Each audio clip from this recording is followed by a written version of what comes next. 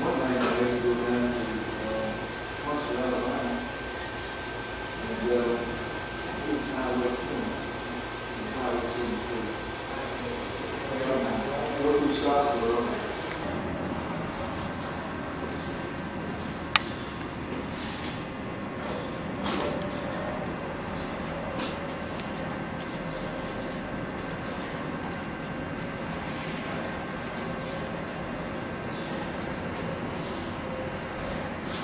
Get a shot of this too.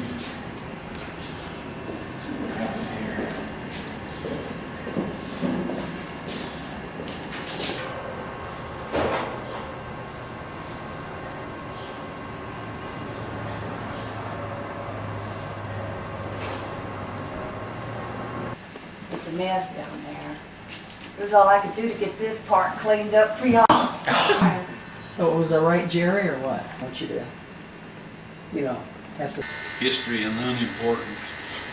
So, I believe that with that in mind, that we ought to set up some sort of a format explaining what is happening on planet Earth. Now, for those of us who have read Genesis, or had it read to us since we were children, we feel that we have a pretty good grasp of what's going on. The fact of the matter is that we probably don't have. We have what we figure is a good grasp of it, but people's opinion of what reality is and what reality actually is has never been that close in agreement. And so basically I believe that we should point out that we live on a planet that was created for the purpose of being inhabited, and in a sinless manner, in a manner where you would have eternal life provided to you, and all of this basically with minimal effort on your part. In other words, we have been provided the physical stamina, we have been provided the mental capabilities. All of this has been provided for us. All that we have to do actively is just to agree not to do things that will disrupt the way things have been established, set up. And so with that in mind, then how does one come to be convinced that this is the case? How can one become convinced that we didn't just happen? This is just something that didn't spontaneously develop out of the primordial soup and fog and mists of a world in the throes of evolutionary formation and our destruction, or this sort of thing. And so I think we probably ought to deal with that in a rather straightforward manner. I don't think a lot of time should be spent on things that are self-evident, because by spending excessive amount of time on these things, you give them an artificial value in the mind of the person that you are dealing with here. Well, look, if they're spending all of this time on this thing, then hey, it must be something real important going on. But when somebody just shows you a lion and says that, this thing just happened, that should not require an awful lot of explanation as to, if it did, how did it, and it can be dealt with real quickly. And if there's some mechanism for lines popping into existence, it'll happen again soon. We can just watch and wait. And, in other words, just deal with these things straightforward and treat them with the respect that they are due or not due. And evolutionary garbage is due no respect. Satan deserves no respect. I mean, none. He's a garbage brain. He's self-made garbage brain. And so consequently, we don't owe him any respect. Or, consideration. None of that is he owed or deserved. And then I believe that we share these evidences that God has provided to prove that what is in the historical record, specifically in the Bible, is accurate and reliable and information upon which we can risk changing our lifestyle.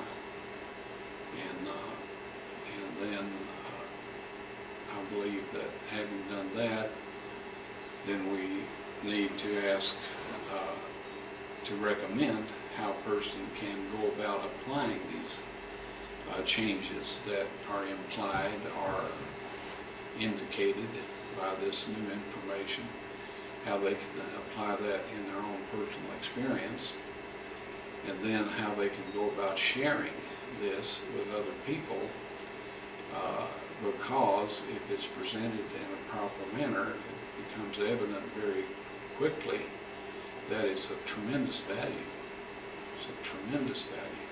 It takes someone or transports them from a situation or from an existence where you're here today, gone tomorrow, and and not a whole lot you can do about it, to one where you're here today, and by God's grace you can be here not only tomorrow but throughout eternity, and you can enjoy the things that God has designed and created, things of beauty, things of tremendous scientific interest and intrigue, and that this we can become participants in an eternal life experience with our Creator on this planet, and that something's going to happen pretty quick. We have a short time to decide what category we want to become a part of, and then just move right along in that direction and present it in a no-nonsense manner. Now, there are those who, and this is probably not a nice way of putting it, but deal with what I refer to as salubrious soliloquies and sepulchral solicitudes. These are tearjerker type things and all of this sort of thing. And there are occasions when this is appropriate, and God does bring these experiences into our lives.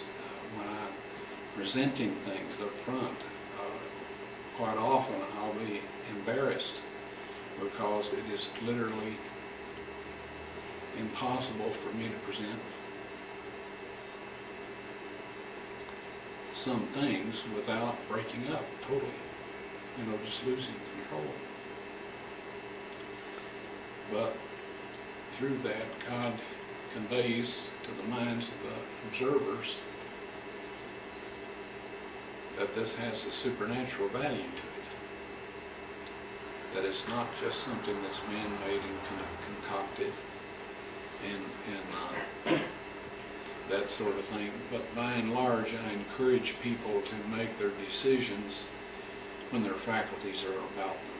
I don't believe in laying on big, long, tear-jerking stories and all of this sort of thing, and say, now in light of what's been done for you and all of this, don't you feel that you should, and this sort of thing. This can be dealt with quickly. There's no harm in presenting it that way, but I don't think it should be overdone. Personally, I'm very uncomfortable with these protracted type invites. Other people may have had an entirely different experience, and I do believe that you probably get more people to join up, but I don't believe you get more people to hang around when it's all over. Anyway, I guess that's basically all I have to say on that subject. Anybody else have any thoughts? And of course, then you got to get into the mechanics of doing it. It's easy to just say something, make some statements, but to facilitate them and get them in action is a So you're describing like a program with a bit broader than just here's some discoveries, a bit more than that, you know, what it really means. Yeah. Yeah. Ron? Something that I've tried to do lately and kind of connected it with the discoveries. Over the last few years, the Lord's exercised my mind to study very closely the Genesis account and understand how God made man and why and so forth. And I guess this has been a particular burden of mine to learn.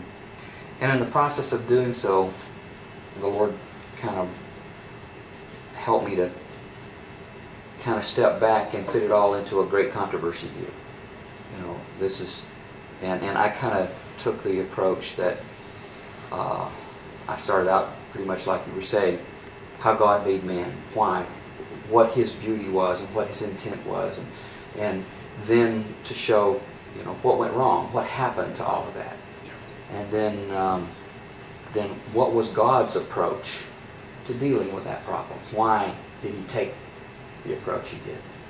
You know, why have we been here 6,000 years? And, you know, I took the approach of saying, well, in the first period of time, God demonstrated sin, its malignancy, what it would do. And then, after that, slowing down the process and extending the experiment time, he demonstrated man's inability to escape from it through Israel and the process. Then, having demonstrated its malignancy and our inability to escape from it, he sent us a demonstration of how to do it. Jesus said, I am the way, the truth, and the life. And then, having given us that demonstration, we have a period of time left for us to duplicate that lab experiment, to do it like he did it, to demonstrate that not only could he do it, but we could do it. And then to show that throughout history, God intervened to make this available to man. And he's left behind these evidences to show that this was his intent and this is what he's doing and so forth. And then to connect that, of course, from the very beginning with Noah's Ark and what it means and why God did that, and then go forward through Sodom and Gomorrah and the judgments, and of course the Tower of Babel, which I had so hoped that much would come up from, and we've obviously not had the opportunity to see that turning point. There's a bit available there, but it's a mixed bag. Yeah, well, we haven't, you haven't had a chance to research it. Well, the research on that indicates that it may well be something we don't want to explain. Yeah, I've heard a little bit of your... Because, you can lose your credibility real quick. Right. People are so-called, they'll quickly tell you, well, we're living in an enlightened time and we know that anything's possible and all of this. But yet you point out certain things to them. And if it doesn't fit into a time schedule when they, figure that was apropos, Right. then they don't say, they just say you're crazy. Well, it's impossible And they for us. write off everything else you've said with it. Yeah. It seems impossible for us to escape the image that the antediluvians were cave dwellers and lived in loincloths and yeah. Yeah, we have some material, and I think probably we would be well advised to just show this. God has provided good infrared satellite image of this tower, this masonry tower structure on the banks of the Euphrates River, 8 miles south of where the Euphrates comes out of the Caucasus Mountains. And there's a lot of other stuff there that we have close personal chunks of that are a part of this civilization, if you please, this experiment in civilization. And I think if we just present that along with the fact that God intervened to confuse the languages to thereby slow down the process or the speed with which man would have self-destructed. Right. And leave it go at that. I think that would be appropriate if we want to impress people with how clever we are, you know, and get a bunch of oohs and ahs out of lame brains. Then we can use it to do quite a bit of harm.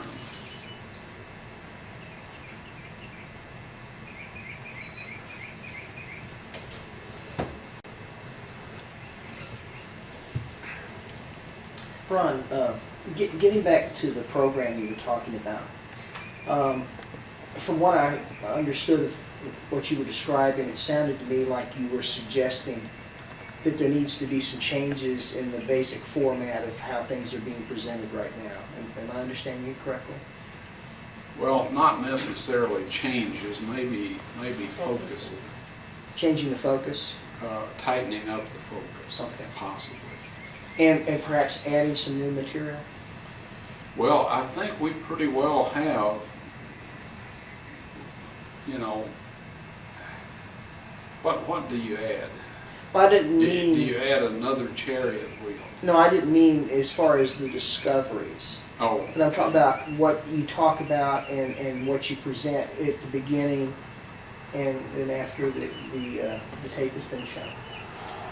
well, I usually hit the same things. You know, basically I like to quote Psalms 89:37,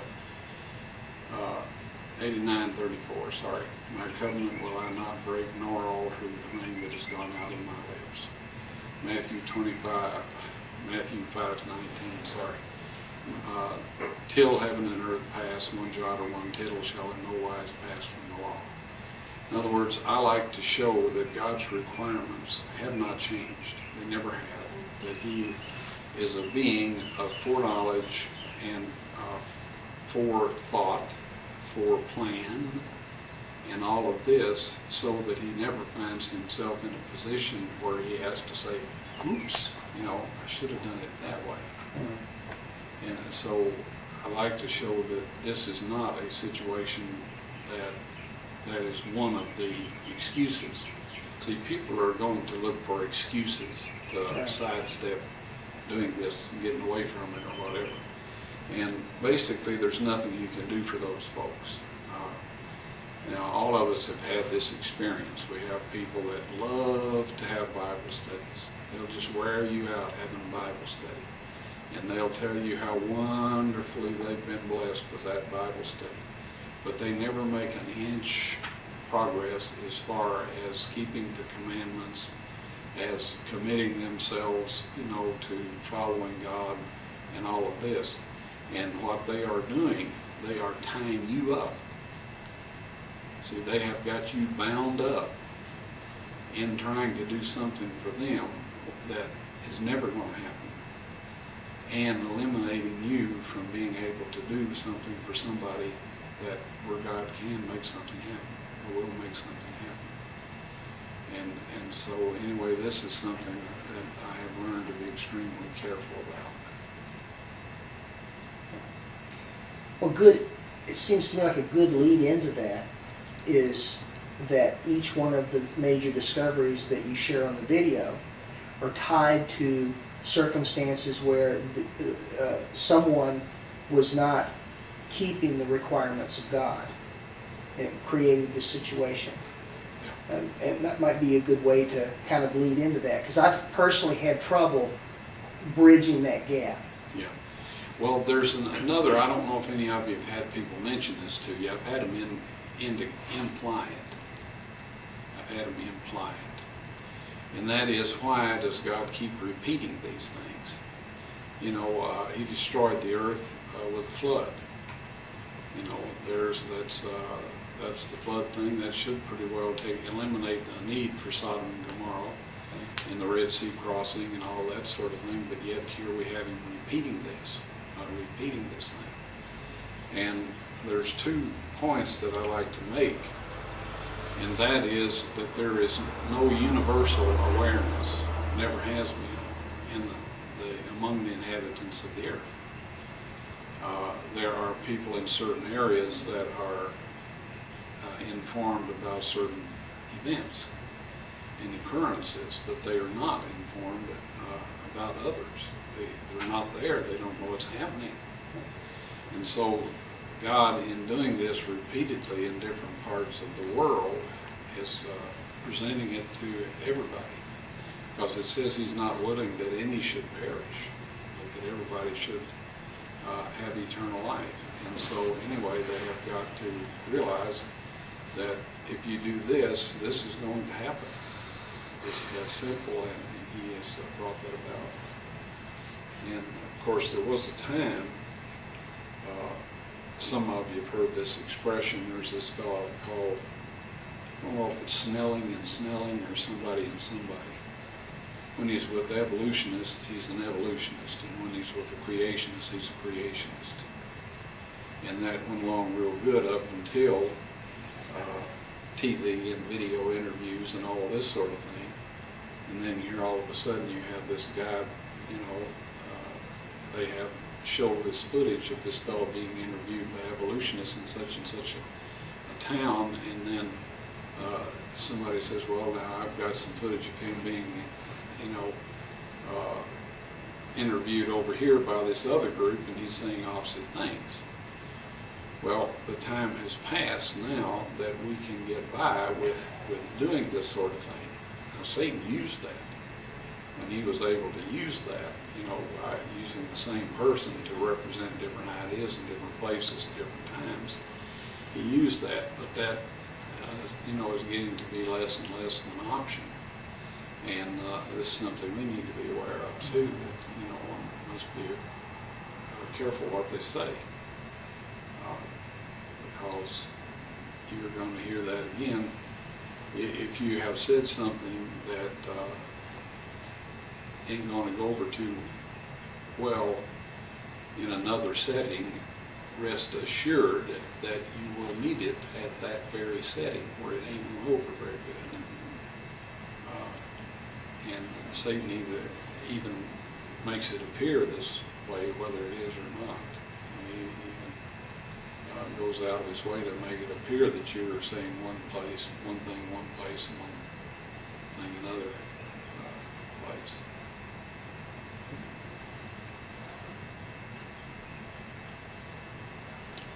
Yeah, I believe that if we set this stuff up, and this is the lead thing, this is what you show people. We were created, we are part of a universe. And, you know,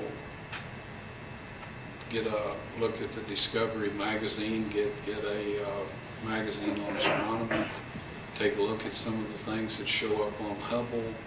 You know, we are a part of a massive system of planets and suns and whatever else. And to assume that we're the only sentient life forms in this system is to be quite gullible. It's unrealistic, to say the least. And that God has provided detailed information as to our position in this universe, what our purpose was to have been, what happened that got us derailed, you know, and all of this sort of thing. And just go right through this and present it to people. And then if they don't want to accept it, there's not a whole lot you can do about it. Because it comes down to a point that if the Holy Spirit cannot convince them, or if they do not allow the Holy Spirit to convince them, then they're not going to become convinced. Not only that, they are not worth convincing. You're dealing with garbage. There's not plenty of that in the universe. We're not out trying to scare up, you know, a few extra scoopfuls of garbage to, you know, quick before probation closes, so we'll have all this nice extra garbage to play with. I know those are harsh words, but that's the reality.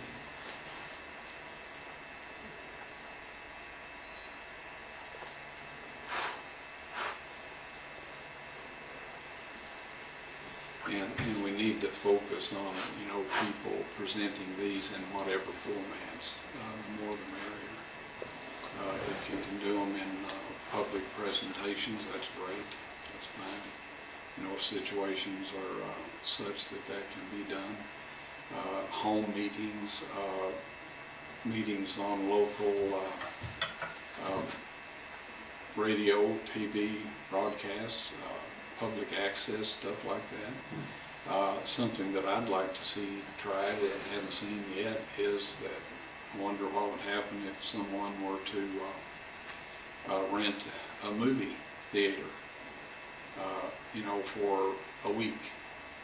If you could get a decent price on it and just go in and do some PR and whatnot, go in there and show this thing and charge admission at the door for people to come see this. And just try different things, and ask the Lord to help us know how He wants it done and to get it done. One thing that I've noticed, and I, having not been obviously involved in what's going on as long as you have, I don't know how long it's been going on, but my perception is that the passing on of this information by word of mouth is accelerating at a great pace, because on the website I'm constantly getting comments in our guest book, personal emails sent to me, people talking about how they've been blessed by this material and how they've gotten the videos, and they've told everybody about the website, they've shown the video to everybody they know.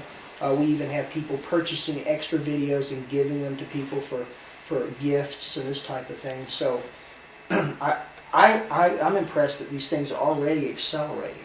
They are. The only question is how can we work in harmony with them to, use them to their best. Looking at past mistakes, it's become obvious to me that the old guard, if you want to call them that, now Sister White speaks of a group of people as being some of the brightest lights will go out. I see these lights going out. I have sat and watched them go out right in front of me on the couch one day, pretty much, for all practical purposes. And you know who I speak of, Standish. Russell, right there on that spot, I pointed out to him that he had misquoted Spirit of Prophecy, he had misquoted Scripture, and he had stated bald-faced lies. Because when he said that there were sulfur balls like that all around the world, and there are not, that he was lying.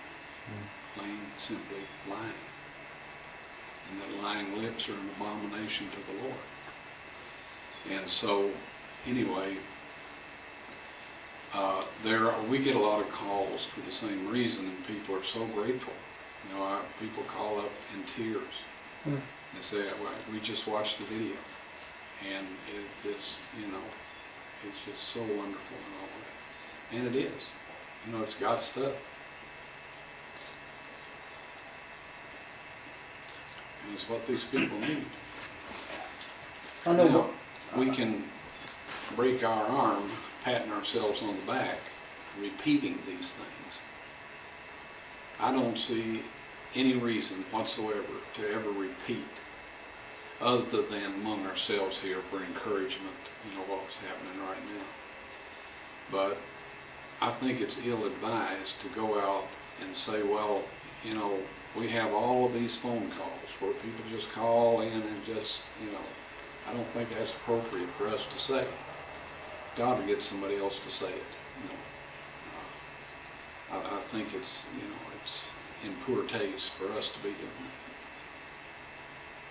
that. If we do make any statements about it, just say, well, that this wonderful material that God has saw fit to bring out at this point in history is having a tremendous impact on people, and I think it can be stated that way without,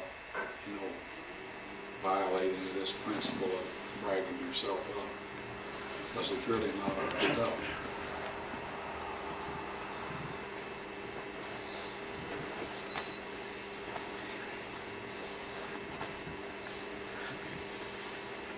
One of the tools that they've been using over in Australia to advertise your meetings was this, I think it was an 8-page color Here's one. insert. Yeah. I was wanting to find out how effective this is over there as far as bringing people out to meetings, because It is mind-boggling. Here we go. It's mind-boggling. yeah, see, I know that Australia is a different culture than, the United States, but I'm wondering how effective this would be over here. And I know there's already been some talk and some work done on trying to duplicate that over here. This is one of the thoughts I had in mind when I was saying we may want to consider doing that. Yeah, I personally think we should, because, and especially if we can do it cooperatively amongst ourselves and do it in such a way that it's generic, that we can just, simply use it anywhere. Yeah, I think that if we do this right, it can be set up in a format where there's a blank place that somebody can have date, times, and whatnot printed up, and all you do is paste it in there and mail it out or post it. Right. Yeah. Yeah, this is, I saw this as wonderful. Is anybody here not seen this? I don't think you've seen it, have you?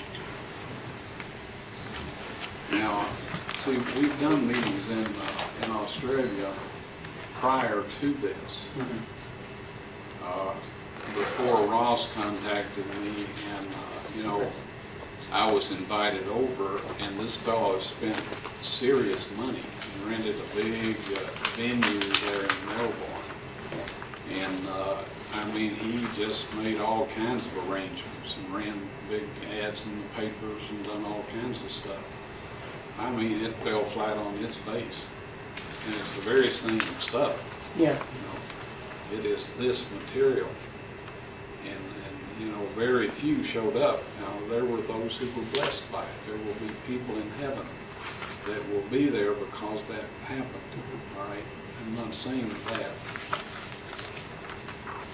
But the difference was full auditoriums as opposed to just a little handful scattered here and there. Yeah. Another difference was you had an auditorium full of enthusiastic people that were there because they saw exciting stuff. Yeah. And a lot of the information is there, so they know what they're coming to see, and they want to know more. Yeah. Right. And you don't have a bunch of skeptical people that are coming up and saying, well, it may all be a bill of goods for all we know. And so you're dealing from the get-go with a positive thing, and not a negative. And I think that was a major outpouring of the Holy Spirit that brought that about. How have those things been distributed over in Australia? How did you do that? The last time we put it in the local, the biggest circulation newspaper. Just as an insert? Yeah. What, like the Sunday paper? Yeah, or? that's why we had to put advertisement on the top. Yeah. That was their requirement. Sure. But other than that, no changes. Other times we've had it distributed with 3 local newspapers. Other places people letterbox it by hand themselves. Okay. Because in Australia you can put stuff in letterboxes. Yeah, you can't do that here. You can't do that here. Yeah, unless you put postage on it. Yeah, when you put that in somebody's hands, you have given them a wonderful gift. It's there, they can look at it, they can lay it down, go off and argue with themselves a half a day at work or more, come back that evening, sit down and look at it again, and it still is the same thing, says the same thing, the picture is still there. If they want to, they can go look at it. I was sorry that I couldn't go diving with you guys because, but I couldn't, and I've learned to quit apologizing for things that are out of my control, because there's obviously some reason for it. And God has the ability, if He wants to have us find anything in whatever shape He wants it found in. With Him, that's no problem. What He is doing, He is separating out the honest and the dishonest. That's basically what He's doing, because there is overwhelming proof that these things are true to those who want to believe. If somebody doesn't want to believe it, I don't care what you get. I don't care if you take them and rub their nose in it. It's not going to make any difference whatsoever. And so while I used to fret and worry about that a lot, I've quit doing that. That's in God's hands. And if opportunity permits, I'll do what I can, to try to provide what you might call better data or whatever, more complete data. But I certainly don't, struggle with it like I used to. It's a strange thing in human nature that once it's made up its mind, Christ healed someone's hand right in front of them. Yeah. And that didn't convince them. They went away to plot how they could kill Christ. Right. Yeah. It's amazing.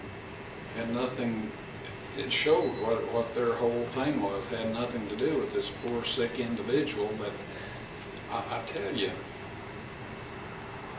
there was an observation that came creeping upon my mind during this past experience. I believe that it would be appropriate if God would enforce on all supernatural and our unsupernatural beings that are participating in sin on this earth, that everything they participate in inflicting on somebody else, that they immediately get to enjoy the entire thing themselves. In other words, all of the fine points, all of the pleasure and all of this, the whole bit, that they get to experience it themselves as they dish it out, as they share it. Pain for pain, ouch for ouch. I think that would be appropriate, but obviously God doesn't think so.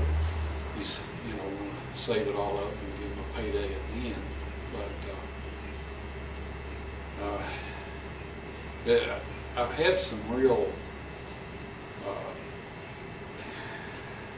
decisions that I have come to face, and that is, why would God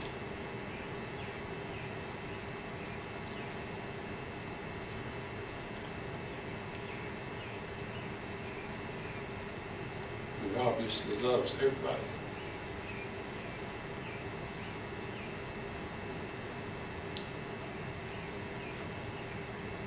allow any one of His creatures to suffer?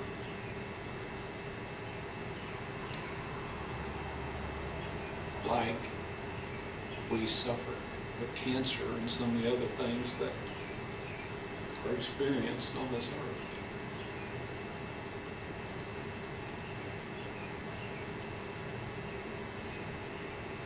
Why does He allow that to happen?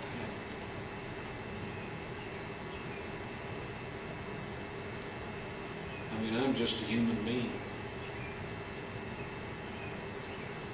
And due to my lack of experience and wisdom, which, I know God is doing it the proper way. I don't question that. But they would experience it simultaneously if I were in charge, if I made that experiment, if I made the decision. They would share each ouch as it went. They would have it right on delivery. Ouch for ouch.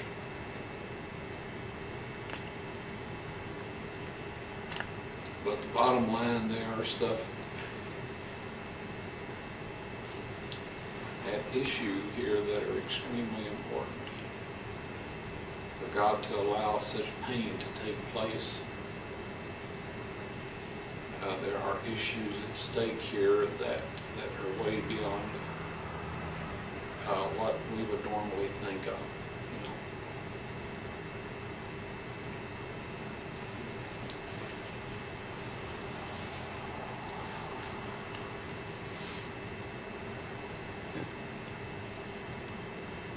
verse that says, "He